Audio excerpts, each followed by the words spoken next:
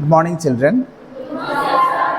So, আজি আমি 50টা MCQ মাই চাইল্ডহুডৰ পৰা তোমালোকৰ কাৰণে লৈ আহিছোঁ। আমি এই 50টা MCQ আগৰ দুটা ভিডিঅ'ত আলোচনা কৰিলোঁ। এতিয়া আমি ইয়াত 36 নম্বৰৰ পৰা আৰম্ভ কৰিম আৰু আজি এই ভিডিঅ'টোত আমি 50টাৰ গোটেই 50টা MCQখিনি শেষ কৰি দিম। গতিকে আহা আমি আগবাঢ়ো। আজি আমি 36 নম্বৰ পৰা আৰম্ভ কৰিছোঁ। 36 নম্বৰত কৈছে which incident portrays caste discrimination in the lesson। মানে এটা ইনচিডেণ্টৰ কথা ইয়াত কৈছে, এনেকুৱা এটা যিটো ইনচিডেণ্ট, এনেকুৱা এটা ঘটনা যিটোৱে নেকি তোমাক এই কাষ্ট যিটো হয়, মানে ধৰ্মীয় যিটো ডিছক্ৰিমিনেশ্যন, জাতিগত যিটো বিভেদ আছে, এই বিভেদটোক প্ৰকাশ কৰিছে। মানে কাষ্ট ডিছক্ৰিমিনেশ্যন হৈছে প্ৰভেদ বা বিভেদ বা পৃথকীকৰণ। কাষ্ট মানে হৈছে জাতিগত, কোনটো ঘটনাই বুজায়। গতিকে চাওঁচোন আমি এতিয়া কাষ্ট ডিছক্ৰিমিনেশ্যনটো দৰিদ্ৰতাৰ লগত কথাই নাহে। দৰিদ্ৰতাৰ লগত কাষ্ট লেক অফ বুকছ, কিতাপ নথকাটোতো ধৰ্মীয় কোনো ধৰণৰ বিভেদৰ কথা নাহে। চাইল্ড লেবাৰটো হ'ব পাৰে এটা অপৰাধ, কিন্তু সি এটা কাষ্ট লগত জড়িত নহয়। ইয়াত এইটো ডাইৰেক্টলি দিয়াই আছে, caste discrimination in the school. গতিকে সেইটো শুদ্ধ উত্তৰ হ'ব। 37 নম্বৰটো হৈছে how does Kalam describe his childhood in one word. এটা শব্দত সুধিছে যে চাইল্ডহুডটো যদি আমি এটা শব্দত যদি কালামে ক'ব বিচাৰে, কোনটো এপ্ৰপ্ৰিয়েট শব্দ হ'ব। তেখেতৰ ল'ৰালিকালটোক প্ৰকাশ কৰিছে, যিটো নেকি ব্যাখ্যা কৰিছে। কি হ'ব পাৰে যে সেইটো কি হ'ব পাৰে? তোমাৰ পেইনফুল কেতিয়াও নহয়। কালামে নিজৰ ল'ৰালিকাল বেদনাদায়ক বুলি কেতিয়াও ক'ব নিবিচাৰে। অষ্টাৰ বৰ একধাৰীয়া নিচিনা টাইপৰ, তেনেকুৱাও হ'ব নোৱাৰে। ডিফিকাল্টো নহয়, যে বৰ কষ্ট পোৱাও নহয়। ইয়াত নাবলটোৱে আমাৰ শুদ্ধ অপশ্যন হ'ব। গতিকে আমাৰ ইয়াত শুদ্ধ উত্তৰ হ'ব নাবল। তাৰপিছত 38 নম্বৰটোত সুধিছে যে what does the story reveal about Indian society at that time. এটা ষ্টৰী আছে, যিটো ষ্টৰীয়ে মানে এনেকুৱা এটা কাহিনী আছে যিটো নেকি সেই সময়টোৰ সমাজখনক প্ৰকাশ কৰে। মানে কালামৰ সময়ৰ সমাজখনক প্ৰকাশ কৰে। কি ঘটনাই প্ৰকাশ কৰে? সেইটো হৈছে মডাৰ্ণ কালচাৰ, যিটো নহয়। মডাৰ্ণ কালচাৰে প্ৰকাশ কৰিছে তেনেকুৱা কথা নাই। হাৰ্ছ পানিছমেণ্ট, খুব কঠোৰ পানিছমেণ্ট কিবা আছে নেকি, তেনেকুৱাও কথাও নাই। ষ্ট্ৰিক্ট লজ, কিবা খুব আইনৰ খুব ষ্ট্ৰিক্ট আছিলে, তেনেকুৱাও নহয়। সেইটো হৈছে কালামৰ যিটো সময়ৰ যিটো বুজাব বিচাৰিছে, সেইটো হৈছে ইণ্ডিয়াজ ডাইভাৰ্চিটিটোৱে বুজাইছে। ভাৰতৰ তাৰমানে ডাইভাৰ্চিটি আছে, ইণ্ডিয়াত বেলেগ বেলেগ এটা সমাজ আছে। মানে সমাজ মানে এনেকুৱা ধৰণৰ ডাইভাৰ্চিফিকেশ্যন হৈ আছে, পৃথকীকৰণ হৈ আছে। হিন্দু, মুছলিম, শিখ, ইছাই আমি সকলোৱে মিলি একেলগে থাকোঁ। পাহাৰ আছে, ইয়াতে ভৈয়ামো আছে, ইয়াত ওখ চাপৰো জেগা আছে, থৰ মৰুভূমিও আছে, বৰষুণ বেছি দিয়া জেগাও আছে, মানে ভেৰাইটিজ আছে। সেই ভেৰাইটি থকাটোকে that is call diversity. So' ইণ্ডিয়াৰ যিটো ডাইভাৰ্চিটি, সেই বস্তুটো তাত আমি লেচনটোত প্ৰকাশ পাওঁ। নেক্সট হৈছে 39 number, which quality of Kalam made him popular among friends. এতিয়া কালামৰ কি কোৱালিটি আছিলে? এনেকুৱা কোৱালিটি যিটো কোৱালিটিয়ে কি হয়, পপুলাৰ কৰে, কালামক পপুলাৰ কৰে তেখেতৰ বন্ধুসকলৰ মাজত। কি কোৱালিটি আছিলে? এই কথাটো আমাৰ লেচনটোত কালামৰ কিবা কোৱালিটিৰ কথা উল্লেখ নাই, কিন্তু অপশ্যনবোৰ চালে আমি গম পাই যাম যে কোনটো হ'ব। পাৱাৰ আছিলে, ন'। খুব সম্পত্তি আছিলে, নহয়। খুব খং আছিলে, নহয়। এইটো হৈছে চিম্প্লিচিটি এণ্ড হিউমিলিটি, যে চিম্প্লিচিটি আৰু এটা মানৱতা ভাৱ, সেইটো হয়। নেক্সট সুধিছে 40 নম্বৰত যে হোৱাট ডিড কালামছ ফাদাৰ চে এবাউট প্ৰেয়াৰ। প্ৰেয়াৰৰ বিষয়ে কালামে দেউতাকে কি কয়? ইয়াত আমি এই কথাটো যদি চাব বিচাৰোঁ, আমাৰ এই কথাটো কিতাপত কিন্তু তুমি নোপোৱা, প্ৰেয়াৰৰ বিষয়ত কি কয়। কিন্তু আমি যদি অপশ্যনখিনি চাওঁ, আমি অপশ্যনৰ মাজতে পাই যাম। Tool of money, prayer to tool of money নহয়, ৱাষ্ট অফ টাইম সময় অপচয় সেইটোও নহয়, পলিটিক্সো নহয়, সেইটো হৈছে স্পিৰিচুৱেল এক্সপিৰিয়েঞ্চ। গতিকে আমাৰ শুদ্ধ উত্তৰ হ'ব 40।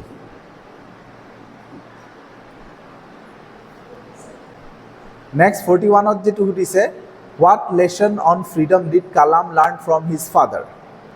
এতিয়া এইটো এনেকুৱা এটা কথা যিটো নেকি আমাৰ টেক্সট ডাইৰেক্টলি উল্লেখ এই কথাটো নাই, যে কিছুমান আছে আমাৰ কুৱেশ্যন যিবোৰ এনেকুৱা কুৱেশ্যন যিখিনি নেকি টেক্সটটোত যিহেতু এইটো উইংছ অফ ফায়াৰৰ পৰা তুলি অনা হয়, গতিকে উইংছ অফ ফায়াৰত এনেকুৱা কিছুমান কথা আছে যিখিনি কথা আমাৰ এই পাঠটোৰ ভিতৰত নাই। গতিকে এনেকুৱা কুৱেশ্যন ইয়াত এৰাইজ হ'ব পাৰে যিখিনি নেকি সেই উইংছ অফ ফায়াৰটো পঢ়িলেহে আমি ভালকৈ বুজি পাম। তথাপি আমাক যিটো অপশ্যন দিয়া আছে সেই অপশ্যনৰ পৰা আমি শুদ্ধ উত্তৰটো বাছি ল'ব পাৰিম। সেইটো হৈছে যে তেখেতৰ কথাটো হৈছে যে lesson freedom, what lesson on freedom did Kalam learn from his father. ফ্ৰীডমৰ কি শিক্ষা, মানে স্বাধীনতাৰ কি শিক্ষা তেখেতৰ দেউতাকৰ পৰা লাভ কৰিছিলে। যে আমি যদি তলৰ পৰা ফ্ৰীডম ইজ ফৰ ৰিচ, ধনী মানুহৰ কাৰণেহে স্বাধীনতা, যিটো নেকি শুদ্ধ নহয়। তাৰপিছত freedom comes from wealth, freedom সম্পদৰ পৰা আহে, সেইটো নহয়। অলৱেজ ডিপেণ্ড অন আদাৰ, ফ্ৰীডম আনৰ ওপৰত নিৰ্ভৰ কৰে, সেইটোও শুদ্ধ নহয়। আমাৰ শুদ্ধ উত্তৰ হ'ব B, freedom comes from the faith and prayer. ফ্ৰীডমটো আহে ফেইথ আৰু প্ৰেয়াৰৰ পৰা। 42, how did the author view his own childhood. তেখেতে অথৰে মানে হৈছে APJ আব্দুল কালামে তেখেতৰ চাইল্ডহুডটো কেনেকৈ দেখা পায়, কেনেকুৱা দেখা পায়। গতিকে ইয়াত আমাৰ তাতে আছে ছিকিয়ৰ এণ্ড ডিচিপ্লিনড। এইটো আমি বেলেগ অপশ্যন নাচাওঁ, ইয়াত আমাৰ স্পষ্টকৈ কথাটো ওলাই আছে যে তেখেতৰ যিটো চাইল্ডহুড আছিলে সেইটো ছিকিয়ৰ আৰু ডিচিপ্লিন আছিলে। তেওঁ খুব সুৰক্ষিতভাৱে আছিলে আৰু সম্পূৰ্ণভাৱে ডিচিপ্লিনৰ মেনাৰত তেখেতে চাইল্ডহুডটো কটাইছিলে। নেক্সট আহিলে, why does the author recall his childhood in this lesson. ইয়াত এটা ডিফিকাল্ট কুৱেশ্যন এটা সুধিছে, যিটো নেকি তুমি বুজি ল'ব লাগিব যে কিয়, why does the author recall his childhood in this lesson. এই লেচনটোত তেখেতে চাইল্ডহুডটোক কেলেনো মনত পেলালে, লিখিবলৈ তেখেতৰ মনত কিয়নো পৰিলে, সেই কথাটো অপশ্যনে আমাক ক'ব। To tell his story, to tell history ক'বলৈ কাৰণে, ইতিহাস জনাবলৈ কাৰণে, যিটো হ'ব নোৱাৰে। টু এণ্টাৰটেইন, আমাক ফূৰ্তি দিবলৈ কাৰণে নহয়, কাৰণ কালামে কৈছে যিহেতু। টু এক্সপ্লেইন ছায়েন্স, বিজ্ঞানক ব্যাখ্যা কৰিবলৈ কাৰণে নহয়। টু ইনস্পায়াৰ ভেলিউজ, যাতে আমি ভেলু বুজি পাওঁ, ভেলু মানে মূল্যবোধ, সামাজিক মূল্যবোধ, জীৱনৰ সঁচা অৰ্থটো যাতে আমি বুজি পাওঁ, সেইকাৰণে কালামে এই চাইল্ডহুডৰ কথা লিখিছে। কাৰণ সেইখিনিত আমাৰ চাইল্ডহুডৰ কথাটো চিম্পলি তেখেতে লক্ষ্য কৰিবা যে সৰুকালৰ যিখিনি ঘটনাবোৰ কৈছে সেই ঘটনাবোৰৰ এটা মেছেজ আছে।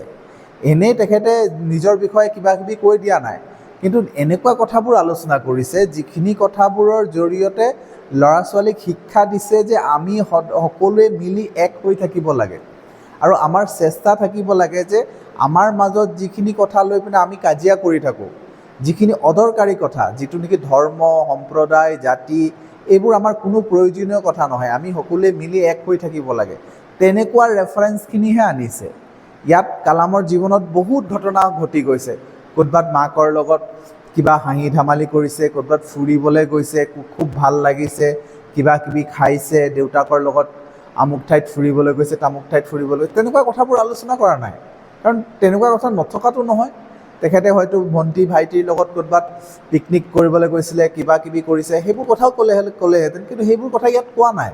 লক্ষ্য কৰিবা তেওঁলোকে এনেকুৱাবোৰ কথা কৈ আছে যিখিনিয়ে নেকি আমাক এটা লেচন দিয়ে, আমাক শিক্ষা দিয়ে, আৰু সেই শিক্ষাটো আমাৰ সমাজত চলিবলৈ কাৰণে, উপযুক্ত হৈ থাকিবৰ কাৰণে যিখিনি প্ৰয়োজনীয় সেইখিনি শিক্ষা দিছে। আমাৰ ইণ্ডিয়াখনক মানে ভাৰতবৰ্ষক এটা সুস্থ দেশ হিচাপে গঢ়ি তুলিবলৈ তেখেতে শিক্ষাবোৰ দিছে। গতিকে কথাবোৰ লক্ষণীয়, তেওঁ আমাক ভেলিউ দিব বিচাৰিছে। আগবাঢ়িছোঁ। What message does the story give to young readers. এতিয়া য়ং ৰিডাৰ্ছক কি মেছেজ দিয়ে, কথাটো আগৰটোৰ নিচিনা প্ৰায় একেই, খালি অলপ অপশ্যনবোৰ বেলেগ আছে। যে আমাৰ যিখিনি য়ং ৰিডাৰ্ছ আছে, মানে তোমালোকৰ কথা কৈছে, তোমালোকক কি মেছেজ দিছে, এই ৰিলেশ্যনটোৰ যোগেদি। অপশ্যনবোৰ যদি আগৰ অপশ্যনবোৰ দিয়া থাকিলেহেঁতেন আমি সেইটোও আগৰ অপশ্যনত যিটো আছিলে সেইটোও বাছি ল'লোহেঁতেন। ইয়াত চোৱা, ফেম মানে খ্যাতি নাহে, ৱেলথ এণ্ড পাৱাৰ সম্পত্তি আৰু ক্ষমতা সেইটো নাহে, এংগাৰ আৰু হেটাৰ খং আৰু ঘৃণা সেইবোৰ নাহে, লাভ এণ্ড ইকুৱেলিটি। তেখেতে যিটো মেছেজ দিব বিচাৰিছে সেইটো হৈছে মৰম স্নেহ আৰু সাম্যভাৱ। আমি সকলোৱে সমান, এজনে আনজনক মৰম চেনেহ কৰি সমানে একেলগে থাকিব লাগে, সেইটোক তেখেতে মেছেজ দিছে। How did Kalam's environment shape his personality.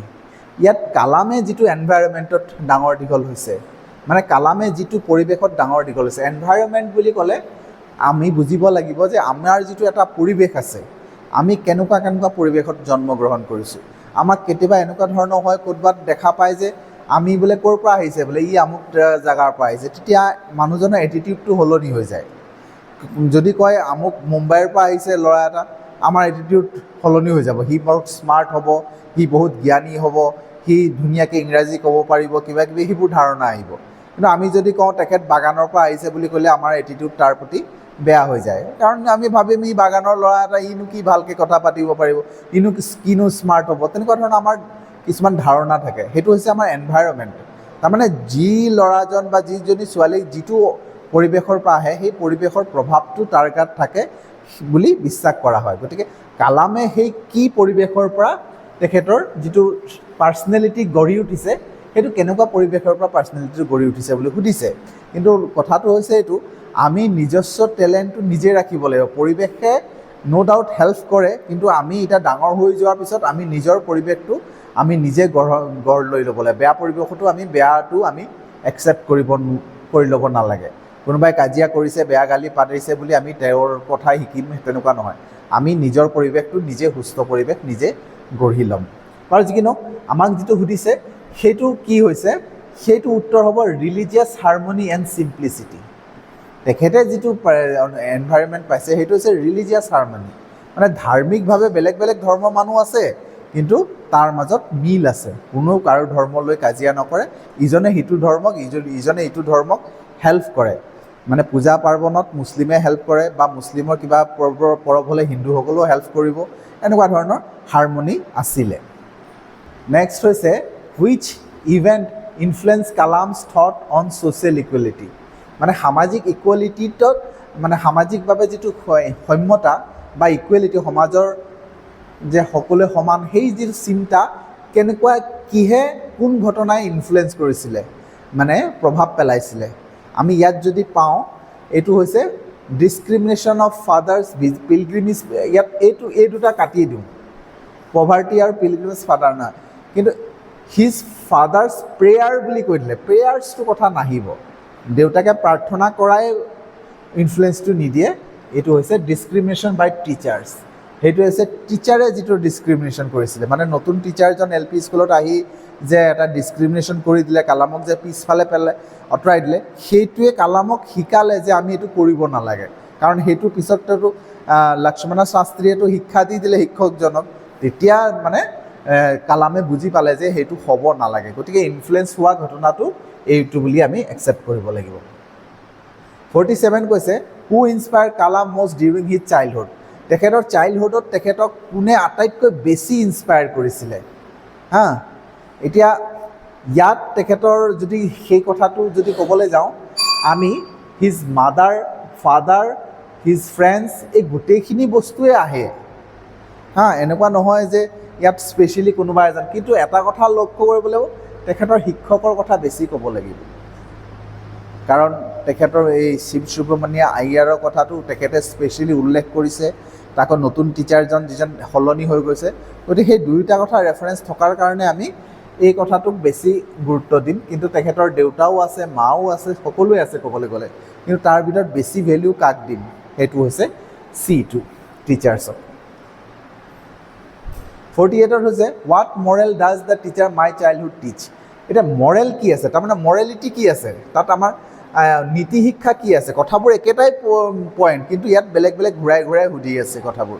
ইয়াত মৰেলিটি যদি আছে, সেইটো হৈছে চিম্প্লিচিটি, টলাৰেঞ্চ, কমিউনেল হাৰমনি। সেইটোৱে হৈছে আমাৰ মৰেল, মানে নীতি শিক্ষা হৈছে এইটো। আমি চিম্পল থাকিব লাগে, সহজ সৰল থাকিব লাগে, টলাৰেঞ্চ থাকিব লাগে, আমি কোনো ধৰ্মক লৈ মানে হিংসা কৰিব নালাগে। তাৰপিছত হৈছে কমিউনেল হাৰমনি, সম্প্ৰদায়ৰ মাজত আমি মিল মিলাপ ৰাখিব লাগে। তাৰপিছত what did Kalam inherited from his parents, পেৰেণ্টছৰ পৰা কি পাইছে, কি মানে গুণ তেখেতে লাভ কৰিছে পেৰেণ্টছৰ পৰা।